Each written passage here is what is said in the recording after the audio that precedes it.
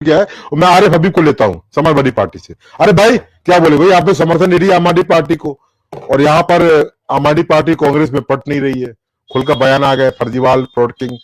पर जिस तरह से यहाँ पर रोहिंग्याओं को हटाने की बात चल रही, चिन्हित करने की बात चल रही है, बीजेपी आम आदमी पार्टी पर यहाँ पर हमला है कि आम आदमी पार्टी ने इन तमाम लोगों को शरण दी है, उनके फर्जी आधार कार्ड बनवाए हैं, वोटर आईडी कार्ड बनवाए हैं, उनको बसाने का काम आम आदमी पार्टी द्वारा किया गया। इस आरोप पे क्या बोलेंगे, और घुसपैठ पे जो कार्रवाई हो रही दिल्ली में, उस पर क्या कहना है समाजवादी पार्टी का? जी, सभी पैनलिस्टों को मेरा नमस्कार, आदाब, सलाम। जी देखिए गौरव भाई, भारतीय जनता पार्टी बहुत ही चालाक पार्टी है। रोहिंग्या शरणार्थी या घुसपैठिया कुछ भी हो, ये चुनाव के मौके पे ही क्यों चिन्हित कर रहे हैं?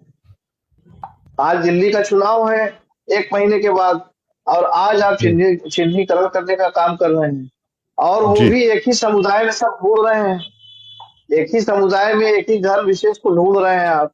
तो निश्चित रूप से धार्मिक एंगल इनको जो लाना रहता है, उन्माद, धार्मिक उन्माद, एक तो ये ला रहे हैं। दूसरी चीज ये है कि जो सबसे महत्वपूर्ण सवाल है, दिल्ली की कानून व्यवस्था जो भारतीय जनता पार्टी के हाथ में थी, दिल्ली की पुलिस, दिल्ली की कानून व्यवस्था वो भारतीय जनता पार्टी के हाथ में है। आज दिल्ली की कानून व्यवस्था का हाल क्या है, इस पर लोग सवाल न करें। और आम आदमी पार्टी की जो विकास वाली सरकार है, जिसमें शिक्षा के स्तर को ऊंचा किया दिल्ली के अंदर, जिसमें स्वास्थ्य की व्यवस्थाओं को सुधार किया, लोगों को तमाम एलजी की तरफ से, भारतीय जनता पार्टी की तरफ से बंदिशें लगाने के बावजूद भी आम आदमी पार्टी ने सहूलत मुहैया कराई है। पानी को लेकर के उनका जो वादा था, बिजली को लेकर के उनका जो वादा था, उन वादों को पूरा करने का काम विषम पर इस आदमी पार्टी ने वहां पर किया है। सरकार के इन कामों से जनता का ध्यान हटाने के लिए रोहिंग्या, घुसपैठिया ये सब लाया गया। झारखंड में भी लाया गया था, अभी झारखंड में भी लाया गया था। ये कह रहे हैं कि हमने तार फ्रेंसिंग करा दिया, क्या करा दिया, वहां भी लिया था। प्रधानमंत्री जी कह रहे थे कि घुसपैठिए आपका अधिकार ले जाएंगे, आपकी नौकरी ले जाएंगे, आपका वो ले जाएंगे। तीसरा कार्यकाल है भारतीय जनता पार्टी का, अभी भी देश में रोहिंग्या बने पड़े हैं। यह तो बड़े शर्म की बात है कि कहां से आ जाते हैं घुसपैठिए, वो भी दिल्ली के, मतलब देश की राजधानी में आकर के पनाह पा जाते हैं। उनका आधार कार्ड बन जाता है, उनका राशन कार्ड भी बन जाता है, पैन कार्ड बन जाता है। ये बहुत शर्मनाक बात है।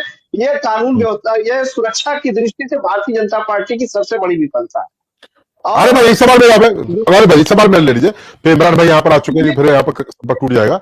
आपने यहाँ पर धर्म विशेष, आप लोग हमेशा धर्म विशेष की बात क्यों करते हैं? अरे भाभी को सामने आ जाए, आप धर्म विशेष की बात क्यों करते हैं? धर्म विशेष, रोहिंग्या, बांग्लादेशी धर्म विशेष, अरे जो जिस धर्म से होगा उसको हटाया जाएगा, उसमें धर्म विशेष की बात कहां से आती है?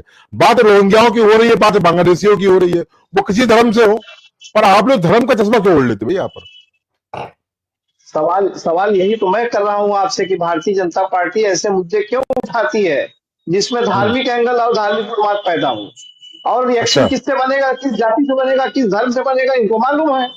और धार्मिक एंगल ला करके उसका उन्माद करके ध्रुवीकरण करने का काम करते हैं। लेकिन दिल्ली की जनता बहुत ही एजुकेटेड है, पढ़ी लिखी है। मैं समझता हूं कि केजरीवाल जी ने विषम परिस्थितियों में, जहां उनके ऊपर फर्जी मुकदमे, उनके नेताओं के ऊपर फर्जी मुकदमे लगा करके सरकार को पूरा जेल में डालने का काम किया गया। इतना समर्थन मत दीजिए, आपकी संघीय पार्टी ने भी उनको फ्रॉडकिंग बोल दिया है, फर्जीवाल बोल दिया है। इतना समर्थन मत दीजिए, अभी 27 चुनाव बाकी है, ऐसा मत कहिए भाई। देखिए ऐसा है कि हमारे इंडिया गठबंधन के साथी हैं, वो अपनी अलग बना करके हरियाणा में भी लड़े और दिल्ली में भी लड़ रहे हैं। उनका क्या मामला वो जानते हैं। लेकिन जो सच है वो मैं आपको बता रहा हूं कि सच ये है कि दिल्ली की कानून व्यवस्था बद से बदतर है। भारतीय जनता पार्टी को इसका श्रेय लेना चाहिए। और चुनाव में ही रोहिंग्या क्यों दिखते हैं, चुनाव के पहले की प्रक्रिया ये क्यों नहीं होती? ये भी एक मोटा मुद्दा है कि चुनाव के समय आपको ये मुद्दा